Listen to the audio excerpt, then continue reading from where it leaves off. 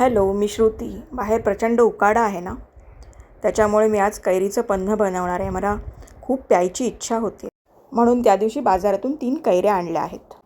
चला, पूर्ण साहित्य काय लागतं ते पाहूया. आता आपण करणार आहोत आपल्या रेसिपीला सुरुवात, पण त्याआधी आपण साहित्य काय लागणार ते बघूया. मी 3 कैऱ्या घेतल्या आहेत धुवून, पण त्या कैरीचा जेवढा पल्प येईल तेवढाच आपल्याला गूळ घ्यायचा आहे. त्याच्यामुळे मी तुम्हाला गूळ दाखवत नाही किती लागणार आहे तो. पल्पवरून आपण गूळ डिसाईड करूया. सो कैरी, गूळ, थोडीशी वेलची पावडर आणि थोडंसं मीठ, हेच साहित्य. इतकं साहित्यात आपल्याला कैरीचं पन्ह बनवायचं. चला बनवूया. या इथे मी कैऱ्या घेतल्या आहेत 3. या मिठाच्या पाण्यात ठेवलेल्या धुवायला. आता आपण पील करूया.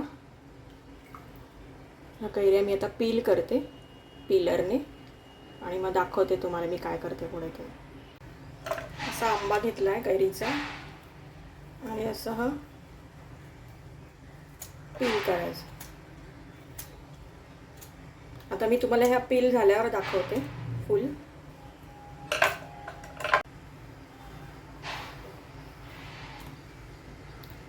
आता मी हे 3 आंबे पील करून घेतले आहेत. सुरीनेच केले मी, पीलरने जे टाईट लागत होते खूप.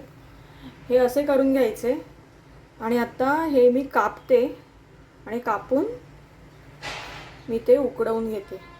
ओके,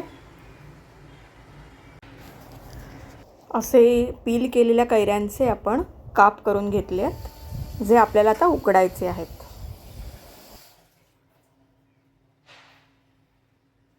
टोपाचा तळ भरेल इतकं पाणी घेतलंय मी.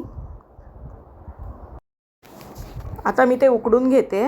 साधारण 10 मिनिटं लागतील ते उकडायला.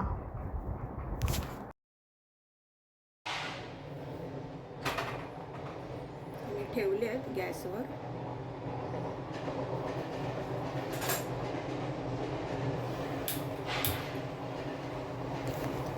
मीडियम टू हाय अशा आचेवर ठेवलं आहे मी ते, जेणेकरून ते 5 ते 10 मिनिटात तयार होईल. बघा, आता पाण्याला उकळी आलेली आहे.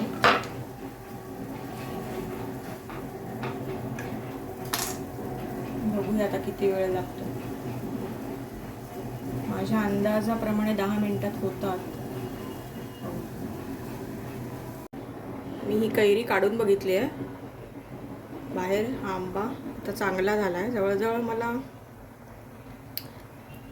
5 मिनिटं लागली हे व्हायला. 5 मिनिटात झालेलं आहे. मी गॅस बंद केलेला आहे. असं टेक्स्चर झालं पाहिजे त्याचं. पर टेक्स्चर म्हणण्यापेक्षा इतकं नरम झालं पाहिजे ते, जेणेकरून आपण ते मिक्सरला लावू शकतो गुळाबरोबर. हे बघा,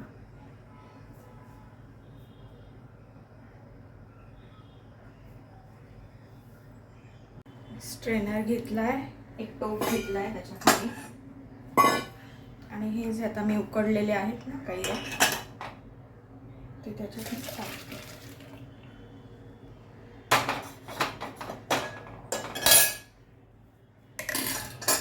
बघा,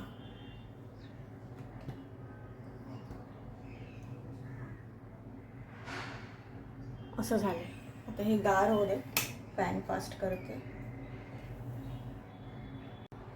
आता हा जेवढा पल्प आलाय त्याच्या समप्रमाणात मी हा गूळ घेतलाय किसून या साईडला. बघा, दिसतंय ना आपल्याला. तर ते आता मी पुढे दाखवते कसं मिक्सरमध्ये मी घेते ते. चला, आता आपण मिक्सर लावायला तयार आहोत. हे बऱ्यापैकी गार झालं आहे. उकडलेली कैरी, हा गूळ आणि ही वेलची पावडर एकत्रच टाकणार आहे मी. 1 चमचाभर वेलची पावडर टाकेन मी आणि थोडंसं मीठ टाकेन. चला, आता भांडं रेडी आहे आपलं. तर त्याच्यात मी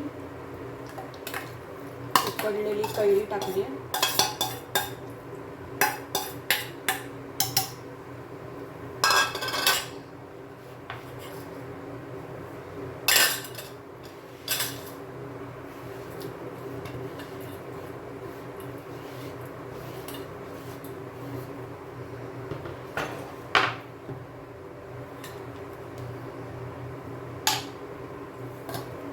पण टाकले एकदम बारीक केलेला.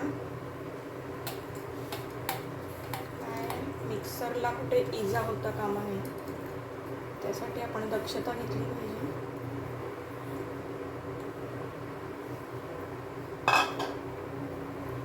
आणि याच्यात थोडंसं आपण पाणी पण टाकूया.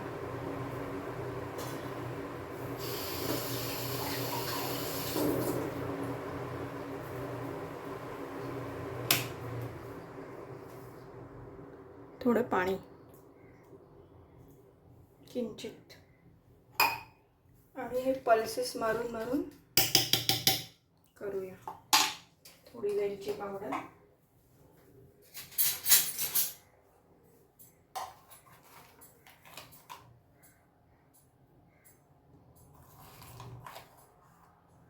वासाला वेलची पावडर जेवढी तुम्हाला आवडतो. ते काही जणांना आवडत नाही वेलचीचा वास, पण मला आवडतो म्हणून मी टाकली आहे.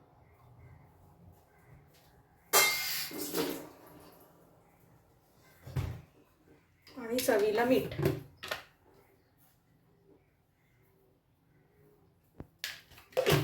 थोडंसं अगदी किंचित.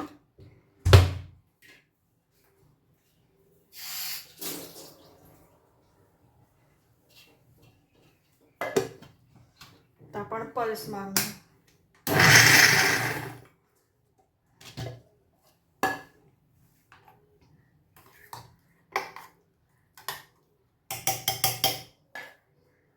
पाहायचंय कसं झालंय बघा.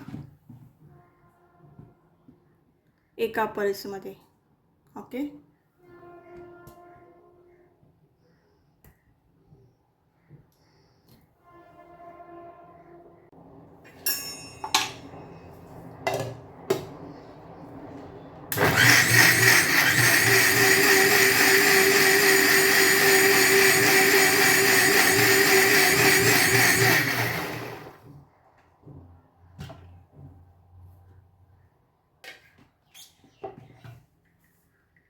हे पहा असं झालेलं आहे.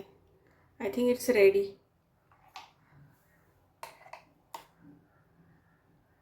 हे रेडी झालेलं आहे. कैरी पन्ना हे बघा.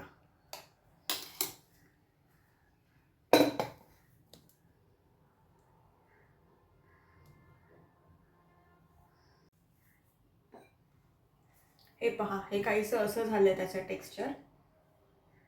आणि सुगंध इतका अप्रतिम येतोय ना त्याचा. आपण त्याचं सरबत करून पण बघूया.